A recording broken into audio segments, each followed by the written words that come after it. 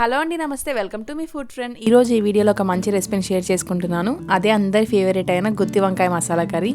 చాలా అంటే చాలా బాగుంటుందండి. చాలా సింపుల్గా చెప్తున్నాను రెసిపీని. బ్యాచిలర్స్ అలాగే కొత్తగా వంట నేర్చుకునే వాళ్ళకు కూడా ఏ ఇబ్బంది కలగకుండా చాలా సింపుల్ టిప్స్ తోటి చెప్తున్నాను ఈ రెసిపీని.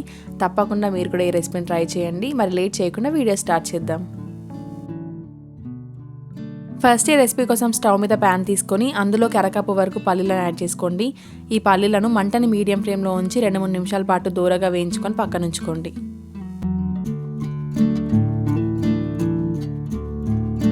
నెక్స్ట్ అదే ప్యాన్లోకి 4 లవంగాలు, 1 ఇంచు దాల్చిన చెక్క, అలాగే 3-4 యాలకులని, వీటితో పాటు ఒక చిన్న మరాఠీ మొగ్గ ముక్క, అలాగే ఒక స్టార్ అనైస్ పువ్వును యాడ్ చేసుకోండి. అలాగే 1 టీ స్పూన్ వరకు జీలకర్రను యాడ్ చేసుకొని వీటన్నింటినీ కూడా మంటని మీడియం ఫ్లేమ్లో ఉంచి 1-2 నిమిషాల పాటు దూరగా ఫ్రై చేసుకుంటే సరిపోతుంది. ఇవి వేగిన తర్వాత ఇందులోకి 2 టీ స్పూన్ల వరకు తెల్ల నువ్వులను యాడ్ చేసుకోండి. నువ్వులు చిటపటమన్నాక ప్లేట్లోకి తీసుకొని పక్కన ఉంచుకుంటే సరిపోతుంది.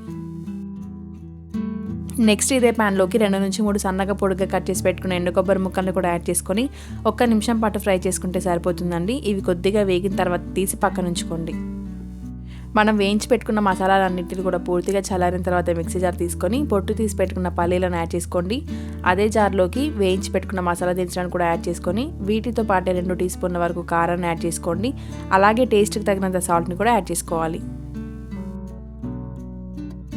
వీటితో పాటే 1 టీ స్పూన్ వరకు ధనియాల పొడిని, అలాగే 1/2 టీ స్పూన్ వరకు పసుపును కూడా యాడ్ చేసుకొని మూత పెట్టేసి కావాల్సిన వాటర్ని యాడ్ చేసుకొని థిక్ పేస్ట్ లాగా బ్లెండ్ చేసుకోండి.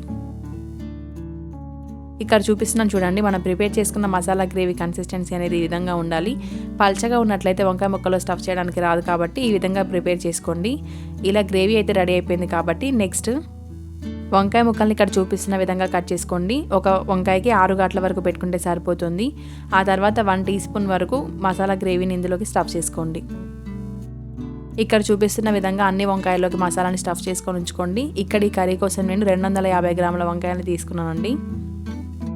ఇలా వంకాయలన్నింటినీ స్టఫ్ చేసి రెడీగా ఉంచుకున్న తర్వాత స్టవ్ మీద వెడల్పుగా అడుగు మందంగా ఉండే ప్యాన్ తీసుకోండి.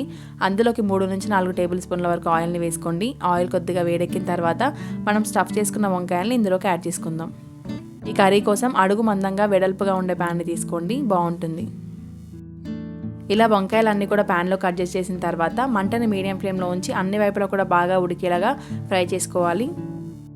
ఈ కర్రీ కోసం వంకాయలు అనేవి ఆయిల్లో బాగా వేగిపోవాలండి. 90% కుక్ అయిపోవాలి ఆయిల్లోనే. ఇలా వంకాయలు బాగా వేగిన తర్వాత ముందుగా మనం గ్రైండ్ చేసి పెట్టుకున్న మసాలా పేస్ట్ ఉంటుంది కదా, అందులోకి 1 కప్పు వరకు వాటర్ని వేసి పల్చగా చేసుకొని ఈ వంకాయల్లోకి ఆ మసాలా గ్రేవీని యాడ్ చేసుకుందాం. గ్రేవీ అనేది పల్చగా ఉండాలా తిగ్గా ఉండాలన్న దాన్ని బట్టి వాటర్ని అడ్జస్ట్ చేసుకోండి. అలాగే మంటని మీడియం ఫ్లేమ్లో ఉంచి మధ్య మధ్యలో కలుపుకుంటూ కుక్ చేసుకోవాలండి. లేదంటే ఈజీగా అడుగు పట్టేస్తుంది ఈ కర్రీ. ఇలాగే మంటని మీడియం ఫ్లేమ్లో ఉంచి ఒక 10 నిమిషాల పాటు కుక్ చేసుకుంటూ ఉంటే గ్రేవీ అనేది కొద్దిగా థిక్ అవుతుంది. అలాగే ముక్క కూడా కంప్లీట్గా కుక్ అయిపోతుందండి. ఇలా అయిన తర్వాత కొద్ది నిమిషాలకి ఆయిల్ అనేది పైకి వచ్చేస్తుంది. ఇలా ఆయిల్ పైకి వచ్చేసినట్లయితే కర్రీ కంప్లీట్ అయిపోయినట్టే. చివరగా సన్నగా కట్ చేసి పెట్టుకున్న కొత్తిమీరని చల్లుకొని స్టవ్ ఆఫ్ చేసుకుంటే సరిపోతుందండి. ఎంతో టేస్టీగా ఉండే గుత్తి వంకాయ మసాలా కర్రీ రెడీ. మరి మీరు కూడా ఈసారి వంకాయలు తెచ్చినప్పుడు ఈ విధంగా ఒకసారి ట్రై చేసి చూడండి, బాగుంటుంది టేస్ట్. మీకు కూడా తప్పకుండా నచ్చుతుంది. అన్నం, చపాతీ, బిర్యానీ, పులావ్ ఇలా ఎందులోకైనా సరే అదిరిపోతుంది అనుకోండి. మరి వీడియో కనుక మీకు నచ్చినట్లయితే please do like, share and subscribe to me food friend. Thank you for watching.